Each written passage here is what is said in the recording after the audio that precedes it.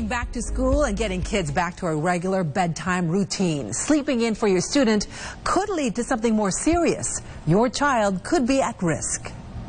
Getting pushback, trying to get your student out of bed, missed the school bus, falling asleep in class. Signs when school starts, your child could have delayed sleep phase syndrome, DSPS.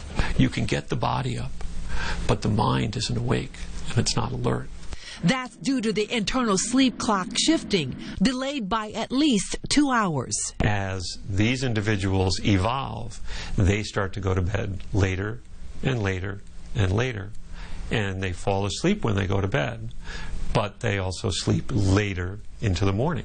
Dr. Robert Bundy Do you think it's enough to be an apnea? is the medical director of the Center for Sleep Medicine at Windham Hospital. He says it is not clear what causes DSPS, but he frequently hears this from parents with so-called night owls. Say, oh, my son or daughter, they just can't fall asleep, and they can't get up in the morning, and they're tired all day, but then at night they're much more awake and alert.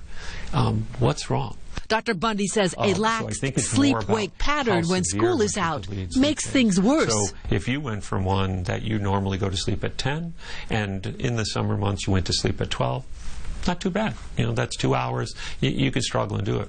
But if you went to bed at 10 and you're going to bed at 2 to 3, that magnifies the difficulty by which you have to get back into a normal sleep-wake pattern.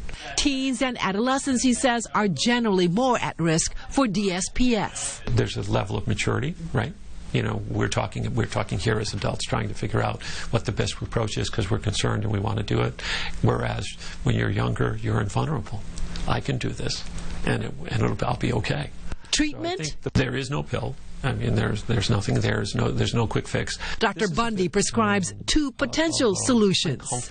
You can either gradually back your clock back so that you're getting up 15 to 30 minutes earlier every 1 to 2 weeks or 10 days. The other way is you can go in the opposite direction. You stay up around the clock, and then you get on to the time that you should be doing it, and then you have to adhere to it. Sticking to it, he says, does the body good. You try to get back to the purest of the sleep behavior principles, and by doing that and wanting to do it, you really typically succeed.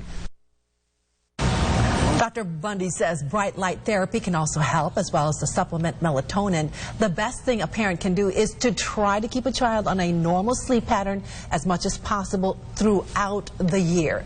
Challenging, he admits, in the digital world in which we live. Those gadgets, they'll do it every time. Right, still ahead here tonight on News 8, going back to school, high tech. Helping your students excel. Hi, everyone. I'm Laura Hutchinson, stretching your dollar with how to protect